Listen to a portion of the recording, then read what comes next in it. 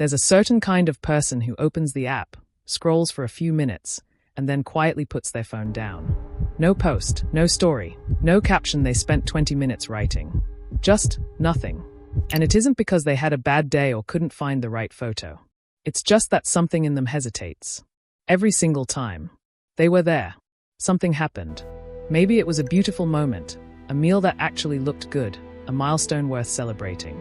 And yet the impulse to share it publicly never quite arrived. Or it arrived, and then dissolved just as fast. Most people assume they know what this means. Shy, maybe. Private, possibly a little antisocial. Some assume something is wrong, that these people are hiding, or struggling, or simply don't have much going on worth showing. But none of that is quite right. What we're actually talking about is a specific and deeply misunderstood pattern of behavior. People who rarely post on social media aren't failing at something everyone else has figured out. They are operating from a completely different relationship with attention, identity, and experience. One that most psychological conversations never fully examine. And there's far more going on beneath the surface than people realize.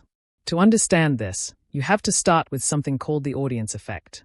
It's a well-documented psychological phenomenon where the presence of an audience, real or imagined, changes how a person thinks, feels, and behaves. Most people experience a mild form of performance when they know they are being watched. Some find it energizing. Others find it quietly destabilizing. For people who rarely post, the imagined audience of social media often triggers something closer to the second response. Not fear, exactly. More like a low-level dissonance. A feeling that broadcasting a personal moment to hundreds of people who exist in very different contexts of their life, old classmates, co-workers, family members, near strangers, introduces a kind of noise into an experience they'd rather keep clean. Research in social psychology refers to this as context collapse. Normally, we present different versions of ourselves to different people. At work, we're one way. With close friends, another. With family, different still. Social media collapses all of those contexts into one, and for some people, that collapse feels fundamentally uncomfortable. Not dramatic discomfort, just a quiet, persistent wrongness they can't quite ignore. This often has roots that go back further than any app or platform. Many people who consistently pull back from public self-expression developed early on what might be called a high threshold for external validation. For some, this came from environments where privacy was protective, where keeping certain things internal felt safer than exposing them. For others, it developed in the opposite way, in childhood spaces where they were seen and valued for what they did quietly, not loudly. Where depth was more familiar than display. Over time, the nervous system adapts to what it repeatedly experiences. If sharing outward rarely produced connection that felt meaningful, or if keeping things inward consistently felt more settled, that pattern gets reinforced. It becomes the default, not a wall, a calibration. This isn't a wound, it's an adaptation. And like most adaptations, it carries both a logic and a cost. It's worth saying plainly, this is not a superior way of moving through the world.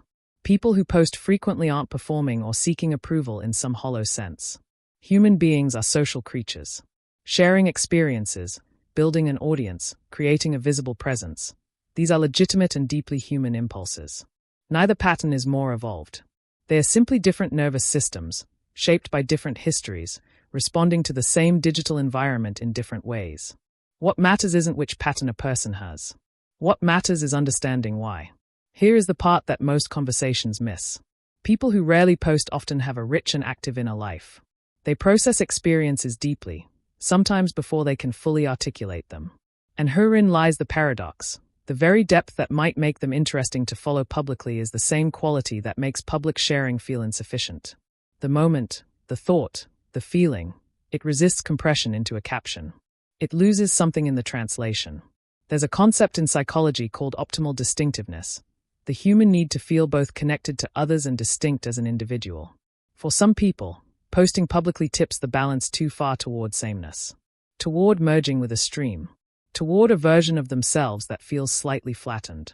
So they hold back, not out of isolation, out of a quiet desire to stay intact. The hidden cost is that they can sometimes feel invisible in spaces where visibility has come to signal worth. They watch others document their lives and occasionally wonder if their own restraint reads as absence. If choosing not to perform closeness means they get less of it. That's real. And it deserves honesty. But here is also what's real on the other side. The experiences they don't post about don't disappear. In many cases, they are held more completely. There's a body of research suggesting that narrating an experience in the moment, for an audience, can actually disrupt the depth of it. When part of your attention is on how something will look, you're slightly less inside of how it feels. The people who rarely post often stay in the feeling longer. They build memories differently. Not better, differently. And when they do share, in conversation, in writing, in one-on-one moments, they often bring something that feels unusually whole. Because it wasn't filtered through performance. It was just kept, and held, and eventually given directly to someone. If any of this is landing somewhere familiar, it's probably because you recognize the pattern in yourself. Not as a flaw you've been managing. Not as evidence of something you're missing.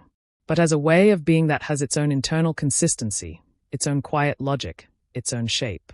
The world is not going to stop rewarding visibility. That's worth knowing clearly. But visibility is not the only measure of a life that is fully lived or fully felt. Some people move through the world leaving very few digital traces. And the depth of what they carry isn't diminished by the absence of proof. If this felt like something you've never quite heard put into words before, that's not an accident. There's an entire inner landscape that quiet people carry, and most conversations about psychology barely scratch its surface.